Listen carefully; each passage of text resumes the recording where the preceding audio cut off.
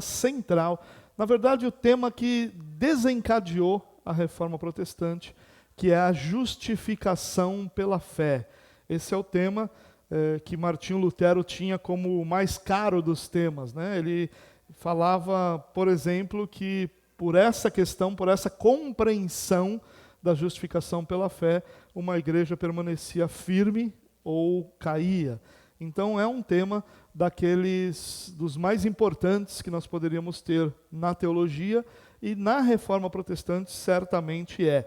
Normalmente, quando a gente fala de Reforma Protestante, nós falamos sobre os 5 alguma coisa, né?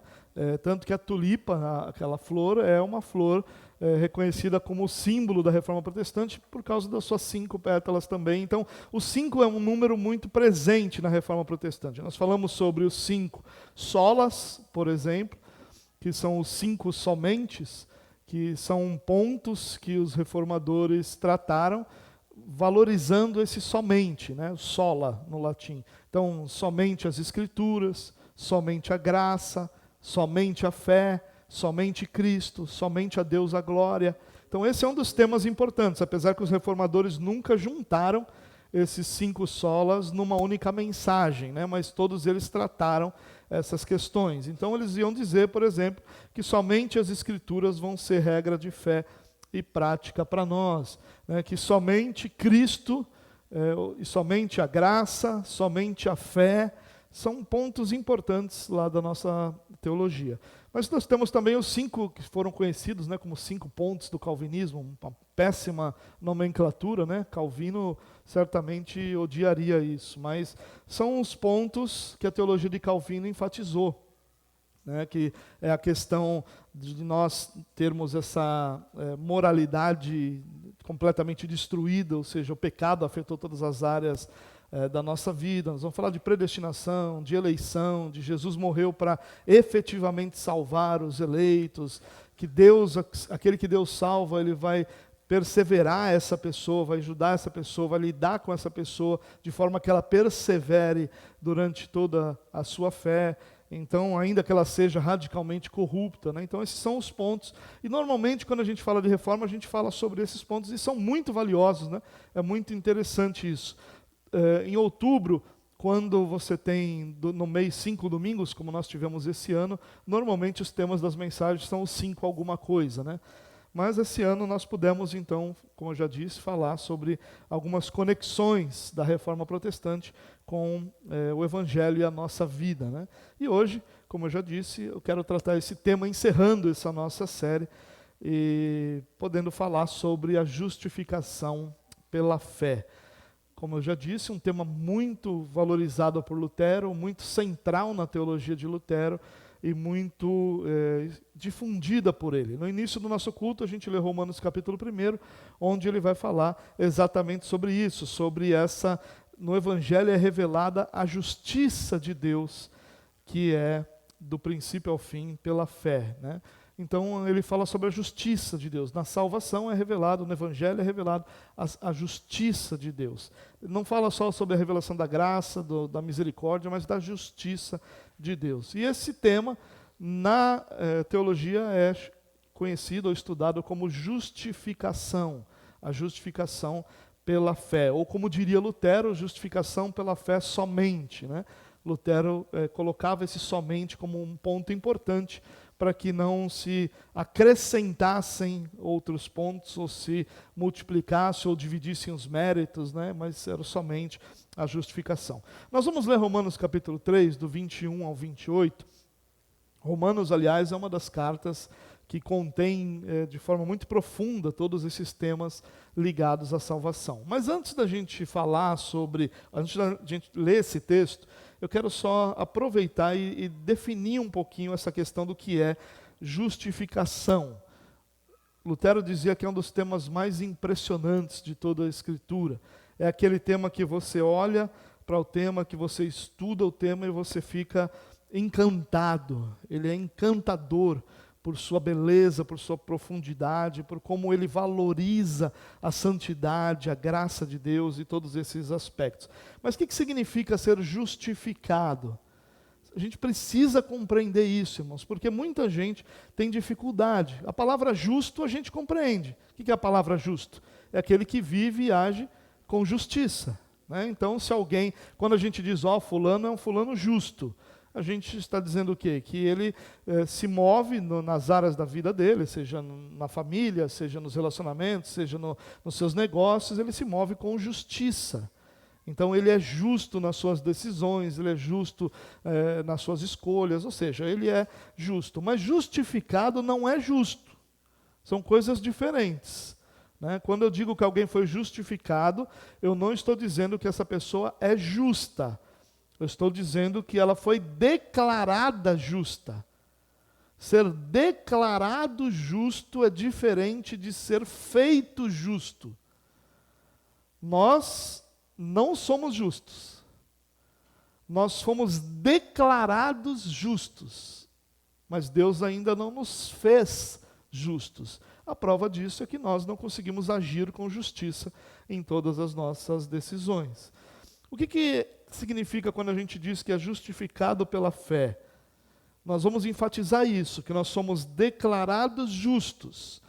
Não porque nós somos justos, mas porque há uma outra razão para a gente ser declarado justo. Então Deus nos declarou justos. Por quê? Porque a gente é justo? Não. Há uma outra razão por que Ele nos declarou justos. E a razão é Cristo, né? E a gente vai tentar entender um pouquinho melhor. Justificado pela fé não significa que nós somos justificados porque nós cremos, ou pela nossa crença, por causa da nossa crença, ou sobre o fundamento da nossa crença. Justificado pela fé não significa que é por causa da nossa fé, ou por causa da nossa crença que nós fomos justificados. Porque isso seria apenas uma outra forma de dizer que nós somos justificados por alguma coisa. Quando eu digo para você assim, olha, eu sou justificado porque eu ajo corretamente. Eu sou salvo porque eu ajo corretamente. Eu estou dizendo que o motivo da minha salvação qual é? O agir corretamente. Agora, quando eu digo assim, olha, eu sou salvo porque eu sou justificado pela fé, eu sou justificado porque eu creio. Eu só estou dizendo que o motivo de eu ser justificado é a minha fé. Não é isso que significa, irmãos. E aqui está talvez a parte mais difícil da gente entender, porque isso seria só uma outra forma de dizer que eu sou justificado por algo, ou por algo que eu faço, ou por algo que eu sou. Justificado pela fé significa que fé é o instrumento pelo qual eu recebo a justificação. Justificação pela fé, ou ser justificado pela fé, significa que a fé é o meio pelo qual eu recebo a justificação graciosa de Deus. Então é por meio da fé. A fé é o instrumento que Deus nos deu para que eu receba essa justificação que Deus já executou. Lembra que a justificação é uma declaração? Então Deus nos declarou justos. E eu me torno justificado, aliás, Deus nos declarou justos, não porque nós somos, mas por causa de outra razão, que é Cristo. E porque Ele nos declarou justos, agora eu vou, através desse instrumento que é a fé, receber essa justificação, me apropriar dessa justificação. Ou num termo que talvez você esteja mais acostumado, tomar posse dessa justificação, né? E que é baseada em algo fora de nós mesmos. Então a justificação, ela é baseada fora de nós. Deu para entender até aí? Deus declarou cada um daqueles que pertencem a Ele justos. Por quê? Por algo fora deles. E esse algo fora deles, de nós no caso, é Cristo. E aí, então, eu sou justificado pela fé. Só que essa fé é um instrumento para que eu me aproprie dessa declaração, para que eu receba essa justificação. Bom, e agora a parte mais importante, que é Cristo, né? Não é meramente que nós somos justificados pela fé em oposição às nossas obras. É pela fé e não pelas obras. Ainda que a declaração esteja correta, não é uma oposição no sentido de que a minha obra não me salva, mas a minha fé me salva. Não é nesse sentido. É o contrário. doutrina da justificação pela fé diz que nós somos justificados pela graça de Deus, não por causa das nossas obras, mas por causa da obra de Cristo. Os benefícios salvadores que nós recebemos vêm de Cristo. Então, para tentar explicar de uma forma ainda mais simplificada, e é o que eu estou tentando fazer, Deus, que é justo, precisava punir o pecado. E nós somos pecadores. Então, de uma forma muito clara, Deus justo precisava punir a injustiça. E, por causa dessa injustiça, haveria necessidade dessa punição. E qual é o salário do pecado? A morte. Então, a morte deveria acontecer sobre aqueles que pecaram.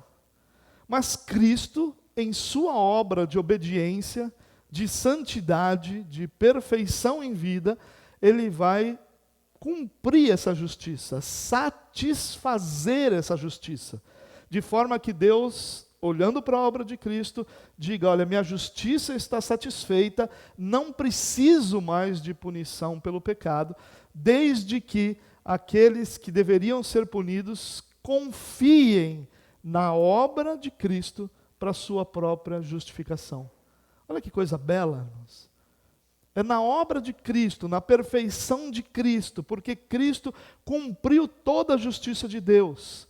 Nós então confiamos nessa obra, e ao confiar nessa obra, a justiça de Cristo se estende a nós, e nós somos declarados justos, não sendo justos, mas por causa da justiça de Cristo Jesus. Essa doutrina, ela é, talvez para nós, comum, mas ela foi revolucionária na época de Martinho Lutero. Porque se cria naquela época, como se crê muito hoje, talvez nem tanto entre nós, eu digo nem tanto, não vou me arriscar a dizer não entre nós, né, porque seria errado, mas nem tanto entre nós, mas se crê muito assim ainda aqui, principalmente no Brasil, de que a pessoa precisa fazer alguma coisa para ter a salvação. De que a pessoa precisa agir de determinada forma para ter a salvação. Essa semana eu tive a oportunidade de conversar com duas pessoas, e a gente conversou sobre o Evangelho, e no meio dessas conversas, eu falei para ela, olha, Deus que te salvou vai te sustentar, de forma que a sua fé permaneça até Ele completar a boa obra em você. Qual foi a primeira pergunta dela para mim? Então quer dizer que se eu fizer isso, ou fizer aquilo outro, está tudo bem? Essa é a primeira questão. E aí, parece que essa pergunta revela um zelo, dizendo, então quer dizer que a pessoa pode viver de qualquer jeito e dizer que é crente? Parece que a pessoa está sendo zelosa. Não, quem é de Deus precisa viver de uma forma santa. Mas não é isso que essa pergunta revela. Sabe o que essa pergunta revela? Revela assim, como é que alguém pode ser salvo se o que ela faz não faz com que essa salvação seja merecida? É isso que essa pergunta revela. E é muitas vezes isso que está em nossa mente, irmãos. Como é que eu posso ser salvo? E eu como pastor, eu vejo isso diariamente. Eu já vi inúmeras pessoas que pecaram, e aí se vão num aconselhamento, vão conversar, e dizem assim, não é possível que Deus ainda me ame.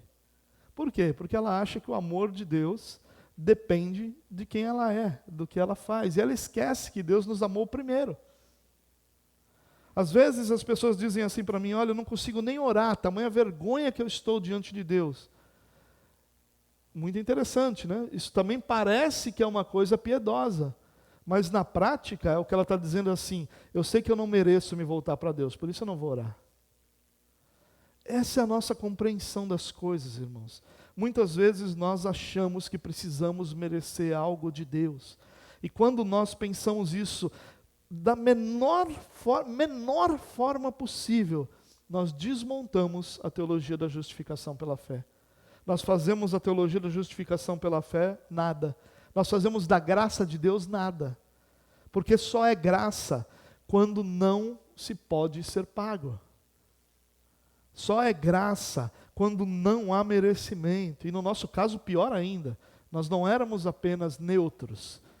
Você sabia que não existe isentão no pecado? Ainda que no mundo exista isentões para tudo agora, não existe isentão no pecado? Não existe uma pessoa que ela diz assim, não, eu não peco como essas pessoas.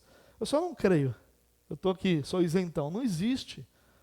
Todos pecaram e foram destituídos da glória de Deus. Todos. Não há ninguém que busque a Deus, nenhum sequer. É muito clara nas Escrituras a posição de toda a humanidade. E a posição de toda a humanidade é: todos pecaram. Irmãos, eu queria, antes de nós lermos o texto, só apresentar essa declaração. É de um pastor presbiteriano americano que tem alguns estudos muito belos sobre a justificação pela fé. Olha o que ele diz. A razão pela qual Deus nos aceita e nos perdoa não é encontrada em nós. Não é porque nós somos bons. Não é porque nós somos melhores do que os outros. Não é porque Deus previu boas obras em nós. Não é porque Deus previu fé em nós. Ela é baseada sobre o que Deus viu em Cristo e creditou na nossa conta. Perceba isso, irmãos. Não é porque nós somos bons. Não é porque nós não somos bons, mas somos melhores do que outros. Senhor, muito obrigado, porque eu não sou como esse camarada, eu jejuo 3 vezes por semana. Não é porque nós somos melhores do que outros. Não é porque Deus previu boas obras. Não é porque Deus previu fé. É por causa de Cristo. É por isso que Deus nos aceita e nos perdoa. A nossa fé é baseada nisso, irmãos, de que Deus nos aceita e nos perdoa por causa da obra de Cristo. Porque a obra de Cristo é plena e suficiente para satisfazer a justiça de Deus, a exigência de perfeição de Deus. Deus acredita na conta daqueles que confiam em Cristo essa mesma justiça. Olha que coisa bela, irmãos. Nós cremos e o que é de Cristo se torna nosso. Nós confiamos nossa vida a Ele, nossa salvação a Ele, e o que é dele, o mérito dele, se torna nosso. É acreditado em nossa conta. E agora Deus olha para aqueles que creem em Cristo, e ao olhar para aqueles que creem em Cristo, Ele vê a obra de Cristo, e na nossa conta está essa justiça de Jesus Cristo. Vamos ler o texto para a gente entender isso aí de uma forma mais clara e mais profunda. Eu já expliquei basicamente a ideia, porque eu não queria avançar com o texto e aí no meio do texto a gente ficar picando a explicação sobre justificação, né? E eu fiz uma introdução aqui que normalmente não se tem antes da leitura do texto, né? Os teólogos reformados que não me vejam essa noite aqui falando 18 minutos antes de ler o texto, né? Porque senão seria certamente expulso de Wittenberg, né? Vamos lá.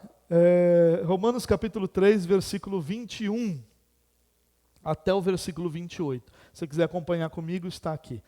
Mas agora se manifestou uma justiça que provém de Deus. Basicamente o mesmo texto lá de 1,17. Independente da lei, da qual testemunham a lei e os profetas. Justiça de Deus mediante a fé em Jesus Cristo, para todos os que creem. Não há distinção, pois todos pecaram e estão destituídos da glória de Deus, sendo justificados gratuitamente por sua graça, por meio da redenção que há em Cristo Jesus. Deus o ofereceu como sacrifício para propiciação mediante a fé, pelo seu sangue, demonstrando a sua justiça. Em sua tolerância, havia deixado impunes os pecados anteriormente cometidos, mas no presente demonstrou a sua justiça, a fim de ser justo e justificador daquele que tem fé em Jesus. Onde está, então, o motivo da vanglória? É excluído. Baseado em que princípio? No da obediência à lei? Não, mas no princípio da fé. Pois sustentamos que o homem é justificado pela fé, independente da obediência à lei. Amém?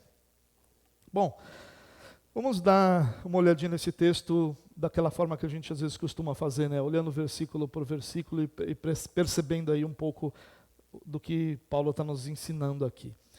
Interessante, um detalhe antes de começar, é que Paulo vai usar o plural aqui, né? Ele vai falar sobre nós, né? Nós quem? Né? E é interessante, porque, claro, existem sempre muitas teorias sobre essas questões que não são explicadas nas Escrituras, mas me parece aqui muito claro, ou me parece pelo menos, né, que Paulo está usando esse nós muito mais para falar nós, a igreja, nós os crentes, nós os filhos de Deus. Ainda que ele possa se referir a nós, alguém que estivesse com ele, eu creio que ele está aqui usando um argumento dizendo, ó, nós igreja entendemos assim, nós igreja pensamos assim. Eu não estou falando algo que eu acho, que eu penso, mas nós igreja, nós entendemos dessa forma, né? Isso é bastante interessante também. Mas vamos olhar lá o versículo 21.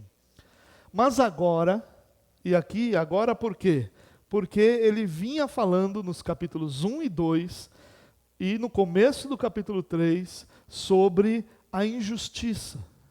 Lá no capítulo 1, no versículo 18, ele começa a falar sobre como a injustiça atingiu os homens, como Deus os deixou à sua própria sorte, como Deus os deixou aos próprios desejos do seu coração. E ele vem falando sobre o fato de alguém ser judeu, ou de ser religioso, ou de ter qualquer tipo de pedigree religioso, não traz nenhum benefício, não torna essa pessoa isenta, porque todos pecaram. Ele inicia o capítulo 3 de uma forma bastante interessante aqui, falando, ó, não há um justo, nenhum sequer, ninguém que entenda, ninguém que busque a Deus, né? E ele é bem enfático em dizer isso. Claro, ele está até usando, inclusive, textos do Antigo Testamento, reafirmando essas verdades de que não há um justo, não há nenhum sequer, não há ninguém que entenda, ninguém que busque a Deus. E claro que Paulo está falando ali de forma natural, né? Naturalmente, o homem deixado à sua própria sorte, sem uma intervenção de Deus,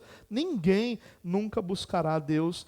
O que ele fala ele buscará um Deus para si, segundo os seus próprios conceitos, e é por isso que existem tantos deuses no mundo, porque essa é a resposta do homem natural, à necessidade de ter um Deus segundo os seus próprios desejos, segundo o seu próprio coração. E aí agora ele diz aqui, mas agora, ou seja, ele diz, olha, essa é a realidade, mas nesse momento, né, não naquele exato instante, mas agora nesse tempo, no tempo em que nós vivemos, no tempo que ele anunciou isso, se manifestou uma justiça que provém de Deus. Olha que interessante, ele não diz se manifestou a graça de Deus, se manifestou a misericórdia de Deus, se manifestou a bondade de Deus, ele diz se manifestou a justiça de Deus.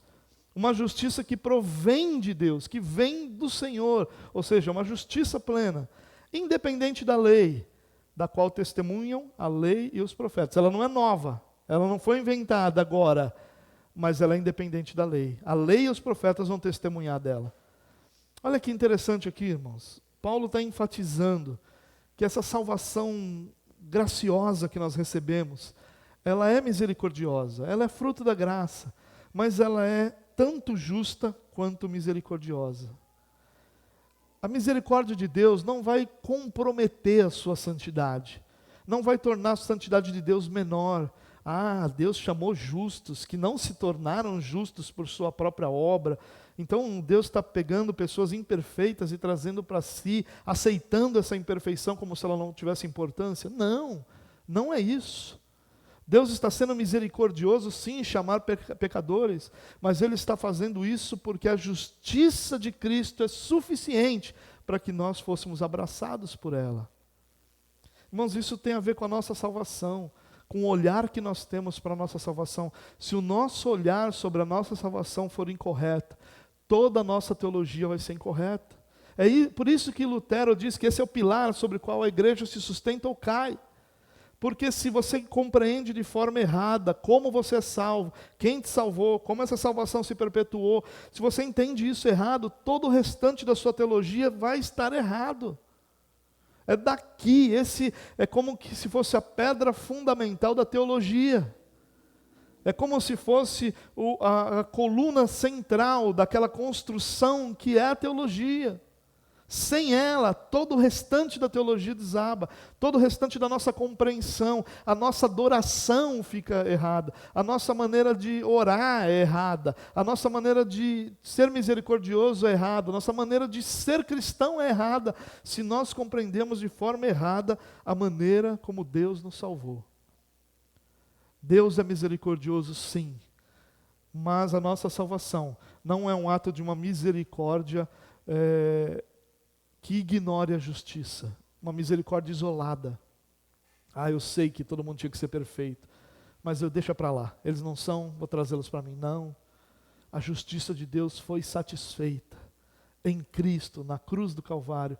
Deus se deu por satisfeito, a sua justiça foi atendida e creditada na conta daqueles que em Cristo confiam. Olha que belo isso, irmãos. É por isso que Lutero diz que é daqueles textos que te encanta, né? Daquela doutrina que te encanta, porque se você compreender isso, se abrir os olhos para isso, teu coração vai se alegrar, você vai com certeza se encantar com isso. E a santidade de Deus, então, no meio desse monte de pecador? Por causa da justiça satisfeita em Cristo e da misericórdia concedida para essa salvação, a santidade de Deus é elevada, porque ela é satisfeita, sem, contudo, ignorar quem Deus é, misericordioso. Por isso Deus, na sua santidade, tem sua santidade elevada. Do mesmo modo que Deus nos aceita e nos perdoa, Deus manifesta a sua justiça. Deus não deixa de ser justo por salvar pecadores, mas Deus não deixa de ser misericordioso por ser plenamente justo. Lembre um dos fatores importantes que a gente já estudou, já viu aqui na teologia, nos cafés com Bíblia e nos nossos cultos. Todos os atributos de Deus são plenos. Então, quando a gente diz Deus é amor, Deus é plenamente amor. Deus não é metade amor, metade justiça. Deus é 100% amor, 100% justiça, 100% misericórdia, 100% bondade, 100% santo. Todos os atributos de Deus existem em Deus na plenitude que eles podem ter. Deus não deixa de ser santo, mas ao mesmo tempo Ele não deixa de ser misericordioso. Mas olha que belo, o texto diz que não é por causa da lei, ou seja, que é uma lembrança, né? Não é porque eu obedeço todos os mandamentos, ao contrário disso. Versículos 22 e 23. Justiça de Deus mediante a fé em Jesus Cristo, para todos os que creem. Não há distinção, pois todos pecaram e estão destituídos da glória de Deus. A segunda coisa que Paulo nos lembra aqui é a gravidade do problema. Aqui, Paulo vai nos lembrar algo que é pouco falado no meio evangélico hoje. Nós precisamos de um Salvador. Você já percebeu que raramente se evangeliza assim, irmão? Há um Salvador disponível para você. Deus é o nosso Salvador, e em Cristo você pode encontrar a sua salvação. As pessoas não evangelizam assim, as pessoas normalmente dizem assim: seu casamento está com problema, vem para Cristo que Ele vai solucionar.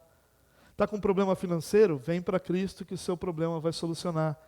Não tem dinheiro para comer picanha? Não, isso aí é outra coisa, não é Jesus. Mas não está indo bem a sua vida? Venha que o Senhor vai solucionar. E aí a gente não consegue, ou não é levado a essa percepção de que nós precisamos de um Salvador. Nós nos reunimos aqui, irmãos, porque em algum momento Deus nos deu essa percepção de que nós precisamos de um Salvador. E Cristo é o nosso Salvador. Mas essa é uma percepção que as pessoas nunca vão ter naturalmente, porque as pessoas sempre vão compreender que o problema não está nela, está fora dela. E isso, irmãos, não é novo, isso vem lá do Éden.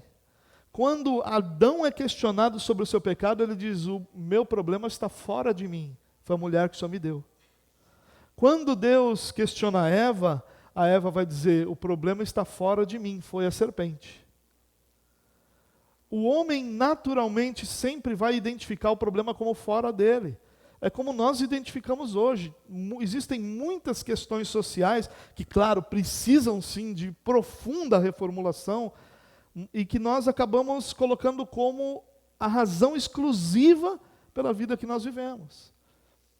Mas quando nós falamos sobre salvação, isso nunca será verdadeiro.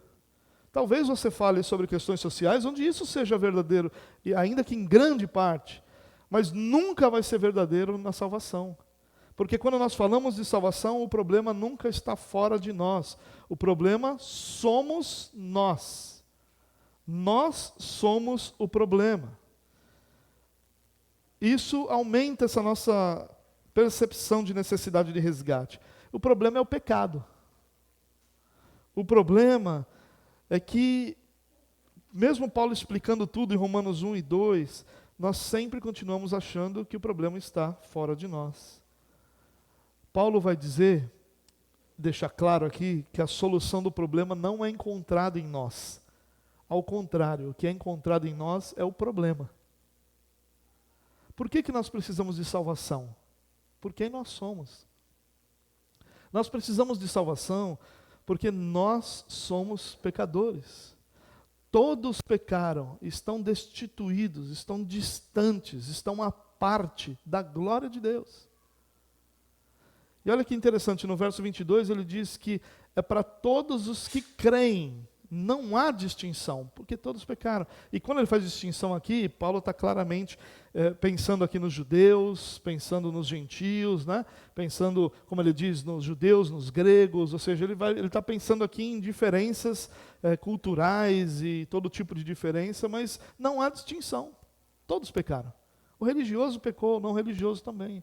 Aquele que vem de uma herança religiosa pecou tanto quanto aquele que nunca ouviu falar do Deus de Israel.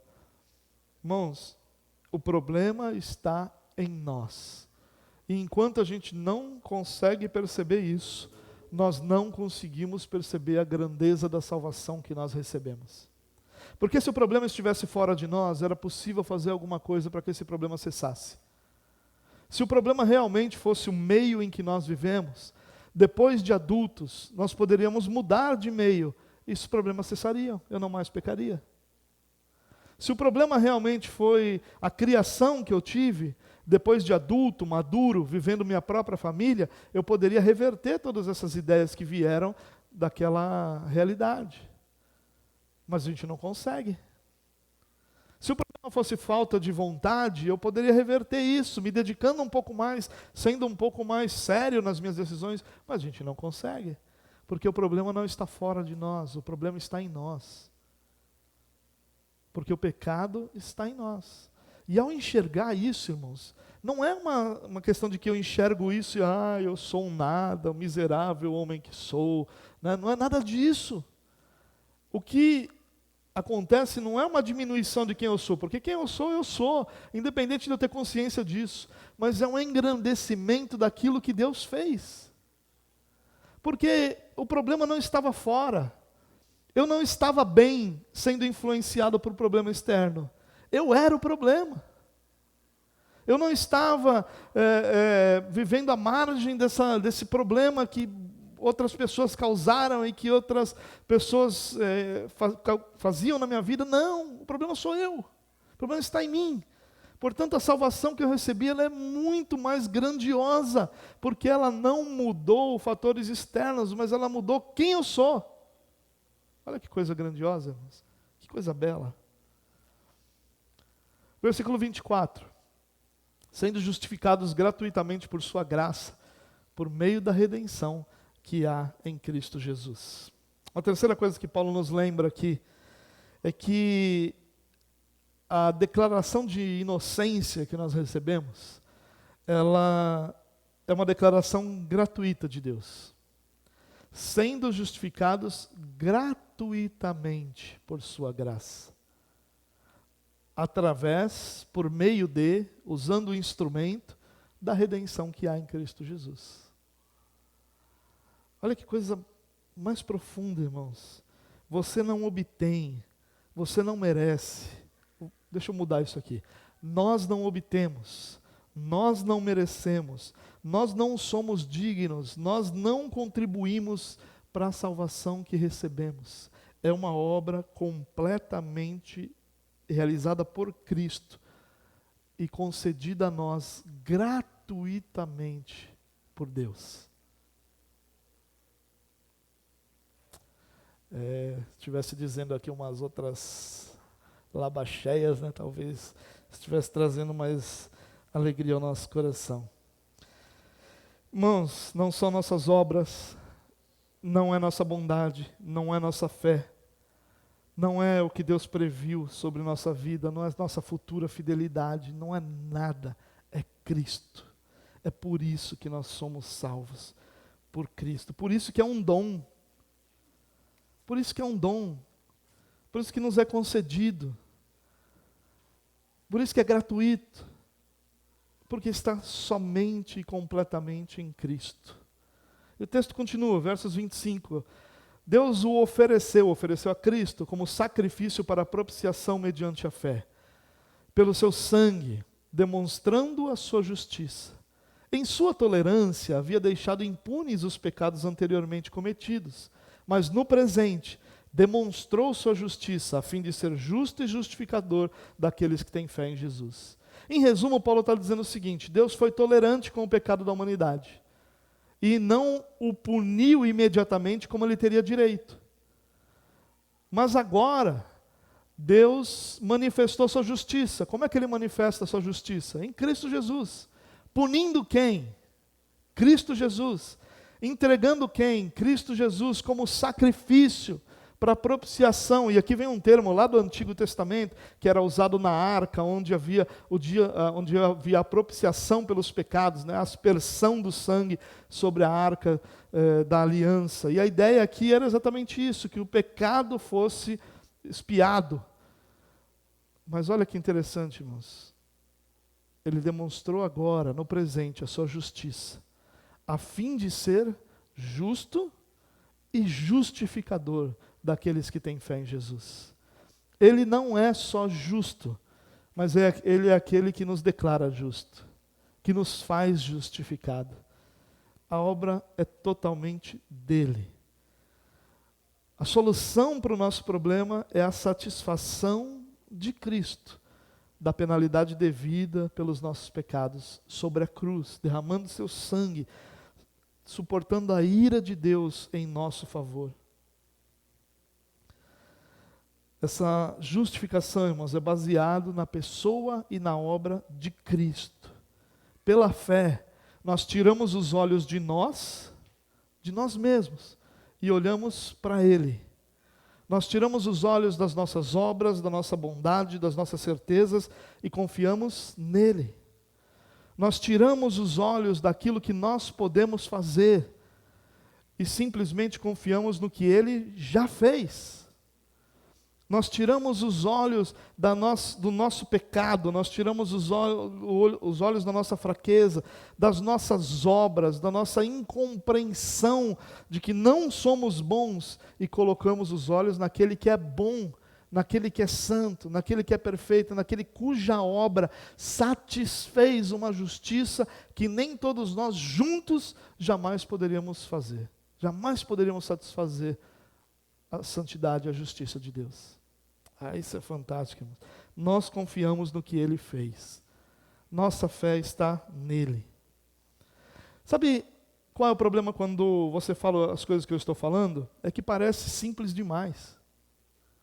É que parece fácil demais. Então eu só tenho que crer? Só. Só que aí se eu disser para você que você não consegue crer, aí a coisa fica um pouquinho mais difícil. Não, eu consigo, eu creio. Você só consegue crer porque Deus te capacitou a crer. Quando Paulo diz, não há ninguém que busque a Deus, ele não está brincando, irmão, não está exagerando. Ele não está só, vou pegar um texto aqui, tem esse aqui do Antigo Testamento, esse aqui serve. Não, ele está citando um texto porque é exatamente aquilo que ele quer dizer. Não há ninguém que busque a Deus. Nenhum de nós nunca desejou buscar a Deus, exceto quando Deus primeiro nos regenerou e aí nos capacitou para que nós sim pudéssemos crer nele. A fé é um dom de Deus. Deus nos concedeu o dom da fé. Portanto, pode parecer fácil. Pode parecer fácil. Mas não foi fácil para Cristo, que viveu sua vida perfeita.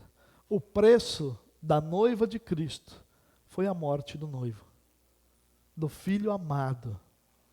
Esse foi o preço da noiva de Cristo. E ao mesmo tempo, irmãos, nós o recebemos porque Deus continuou fazendo a obra que Ele planejou em nós. Não foi porque, Cristo morreu, agora eu, claro, inteligente, pessoa capaz. Acha que eu vou perder essa oportunidade? Cristo está lá, é claro que eu vou abraçá-lo. Não foi assim. Ao contrário, Deus nos capacitou a crer. E porque nós cremos, hoje nós temos a fé como instrumento para nos apropriar da justificação. Bom, quais são os resultados disso? É nisso que eu quero terminar. E aí eu leio os versículos 27 e 28, para a gente terminar. Como você pode se gabar? É a pergunta aqui de Paulo. Onde está então o motivo de vanglória? É excluído. Baseado em que princípio? Na da obediência à lei? Ou seja, porque eu não obedeço, então eu não vou me vangloriar? Não, mas no princípio da fé, porque você só é salvo porque crê. Pois sustentamos que o homem é justificado pela fé, independente da obediência à lei. Isso não quer dizer que o homem não vai obedecer à lei. Isso quer dizer que o homem não é justificado porque obedeceu. Mas nós somos justificados para a obediência. A partir de sermos justificados, somos com isso capacitados e diariamente estamos sendo capacitados a obedecer a Cristo. Essa é a santificação. Como você pode se gabar de algo numa salvação que é completamente realizada por Jesus Cristo, do início ao fim, que não é baseada em nada de você mesmo, nem antes e nem depois da conversão? A justificação pela fé significa que nós somos justificados por causa de Cristo. Significa receber o mérito e a bondade das obras de Cristo, creditados em nossa conta, porque nós confiamos no Cristo do Evangelho. Essa é a notícia, irmãos, mais radical do mundo, é o que diria Lutero.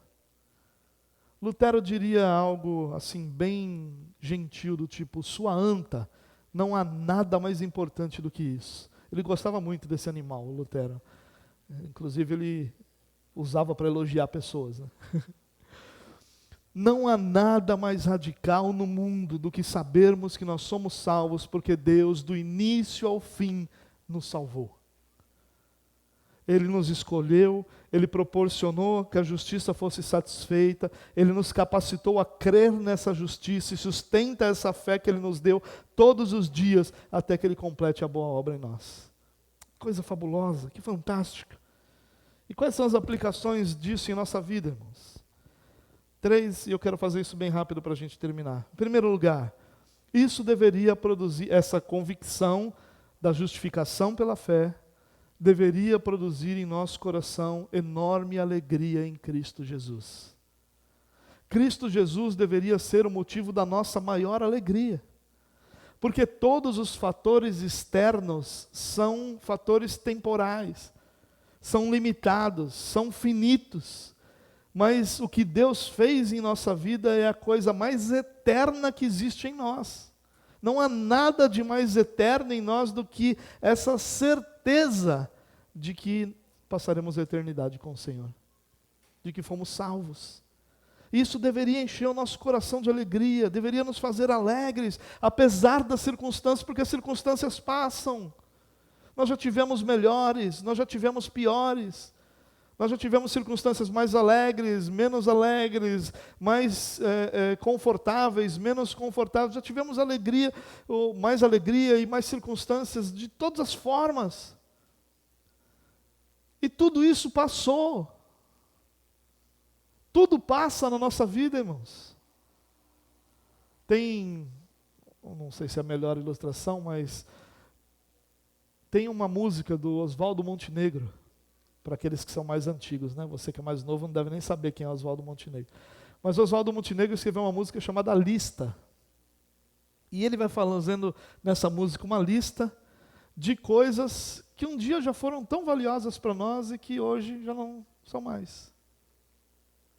Ele fala de quantos segredos nós já guardamos e hoje não tem importância nenhuma. Quantos amores nós ajuramos e hoje não estão nem perto de nós. Quantos amigos nós já tivemos e hoje nós nem temos contato com ele. Como nós já planejamos a nossa vida, irmãos, anteriormente. Um dia é isso que eu vou fazer. Quantas coisas a gente já quis ser. E as circunstâncias mudaram isso. Na verdade, Deus direcionou para outros caminhos. Não é? Todos nós. Toda criança influenciada por alguma realidade externa quer ser alguma coisa. Nós já quisemos ser, não sei se você lembra também, né, mas existia acho que era Chips, o nome do seriado, né, que eram os motoqueiros, policiais rodoviários, né? Isso é antigo, né? Não é do seu tempo? Claro que é do seu tempo. Então, os Chips, né, e tal. E aí muita gente queria ser motoqueiro. Eu não sei porque que veio isso na minha cabeça, né? Eu nunca quis ser isso aí. Mas eu lembro que por exemplo, na minha época de adolescente, eu queria ser arqueólogo. Porque começaram a ter os filmes de dinossauros. Eu falei, meu Deus, eu quero passar minha vida escavando dinossauro. Tudo a ver comigo, né? Assim, minha cara, né? Mas, quando eu era criança, pessoas queriam ser médicos, pessoas queriam ser... Quando a gente começa a estudar, muita gente quer ser professor, né? Depois cresce um pouquinho, vai mudando para outra coisa. Ou seja, essa é a nossa vida, irmãos. Mas tudo isso é circunstancial. Nada disso é definitivo. Nada disso é definitivo. Nada na nossa vida é definitivo. Até aquilo que deveria durar para sempre, que são os nossos pais, não são eternos conosco, ao nosso lado. Então parou para pensar como nada é definitivo em nossa vida? Se você não entendeu isso ainda, irmão, você perdeu a grande lição da pandemia. A grande lição da pandemia é que de um dia para o outro tudo pode mudar e ninguém pode reverter isso, senão Deus. Tudo é temporário em nossa vida. Pessoas que passaram por nossa vida, pessoas que faleceram, pessoas que ficaram, tudo isso é circunstancial, mas tem algo que não é circunstancial. Nós pertencemos a Cristo e nada pode mudar esse fato. Nada pode mudar. E se isso, irmãos, não é o que produz genuína alegria em nosso coração, o que será? Algo circunstancial? Se aquilo que é eterno, aquilo que é definitivo, aquilo que é absoluto, e talvez uma das poucas coisas absolutas em nossa vida, não produz enorme alegria em nosso coração, o que mais produzirá? Essa é uma pergunta para a gente pensar. Porque essa compreensão da justificação pela fé deveria produzir enorme alegria em nosso coração. Segunda aplicação, a justificação pela fé produz em nós a clareza do Evangelho. Tem muita gente confusa sobre o que é Evangelho. Tem muita gente confusa. Tem gente citando outras pessoas como se fosse Evangelho. Né? Tem gente falando frases que... Tem muita gente confusa, irmão. Sobre o que é Evangelho de verdade. Sobre qual é a proposta do Evangelho. Sobre o que Deus definiu, estabeleceu como propósito para a nossa vida. Tem muita gente confusa. E a justificação pela fé, ela traz clareza à nossa vida. Nós podemos olhar para os textos e ver, é Deus quem fez. É por causa de Cristo. Olha, eu sou isso. Hoje em dia, irmãos, pessoas pagam coaches para que elas se sintam melhores. Para que as pessoas digam, você pode, você consegue, vai lá que há dentro de você uma força, um vulcão prestes à erupção dentro de você. E quando esse vulcão começar a entrar em erupção, você vai ver uma força que você nunca viu dentro de você. E aí o Evangelho vem e diz assim, você não vale nada. É daqui que é a parceria daquela música, sabe? Você não vale nada, mas eu gosto de você. É daqui que vem.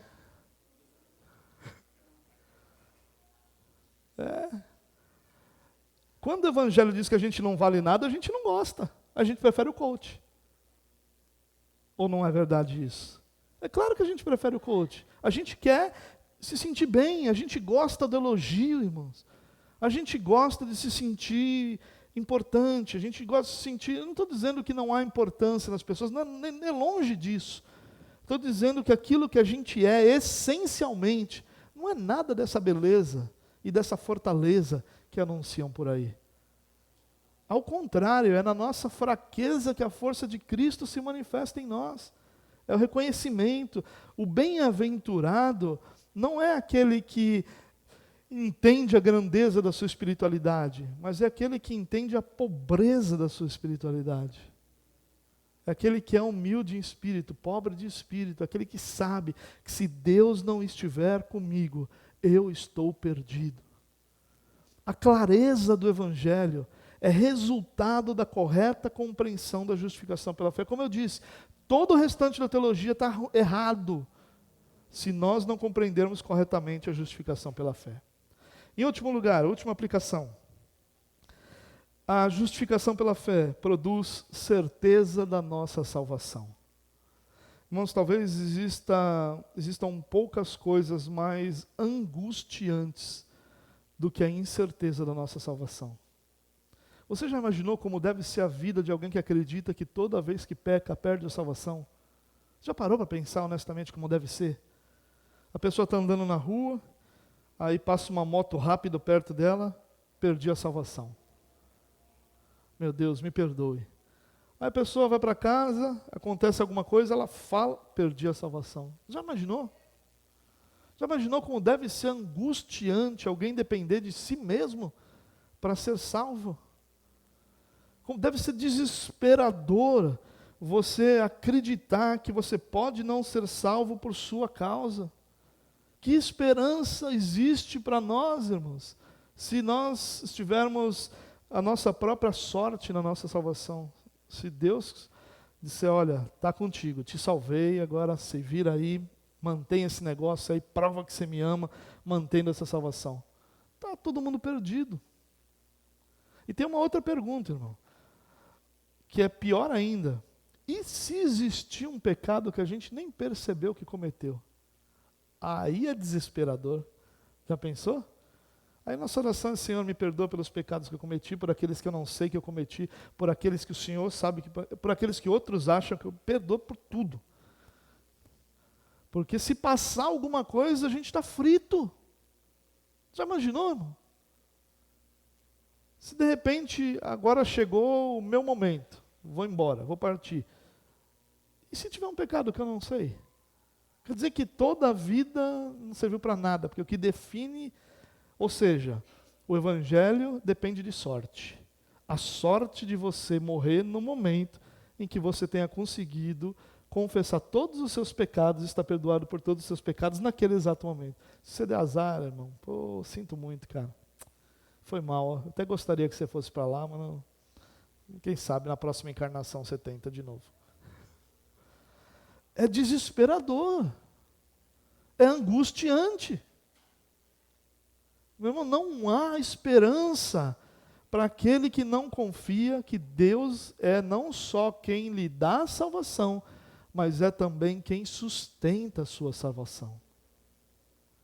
E isso é fruto da justificação pela fé. É pela fé. Cristo é que morreu no meu lugar. Deus aceitou a justiça de Cristo. Deus me concedeu o dom para colocar minha esperança não mais nas minhas obras e na minha obediência, mas na obra de Cristo Jesus. E por ter confiado na obra dele, eu estou seguro de que Deus continuará sustentando a minha fé por todos os dias, até que ele complete a boa obra que ele começou em mim. Tenha certeza da sua salvação. Isso nunca será motivo para você pecar. Isso nunca trará tranquilidade ao seu coração para pecar. Nunca. Você nunca ficará confortável em pecar. Nunca. Porque se realmente você foi chamado por Deus e você crê em Deus, o pecado agora não lhe é mais agradável como foi. Agora você tem convicção de que ele é uma ofensa ao seu Deus. E você não quer ofender o seu Deus. Você não quer ofender quem te salvou. Eu quero terminar, irmãos, com uma declaração aqui interessante também. No núcleo, no cerne, na base das boas notícias, das boas novas, no centro do Evangelho, está o anúncio inesperado e gracioso de que Deus salva pecadores. Ele declara o ímpio justo por causa de Cristo Jesus. Esses somos nós. Deus declara o pecador justo por causa de Cristo Jesus, o nosso Senhor. Esse é um anúncio inesperado, gracioso. Deus salva pecadores. Quando te perguntarem como é que você crê a sua salvação, na sua salvação, responda só isso. Eu creio que Deus salva pecadores. É Ele que faz do início ao fim. É Ele que escolheu lá antes do mundo existir, e é Ele que me sustenta até lá, na eternidade, quando eu vou viver com Ele.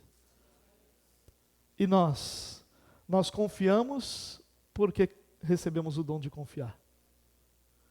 E porque recebemos o dom de confiar, nós depositamos nele a nossa fé, em Cristo Jesus. E aí nosso coração descansa. Irmãos, nós vivemos num tempo em que não está muito fácil do nosso coração descansar.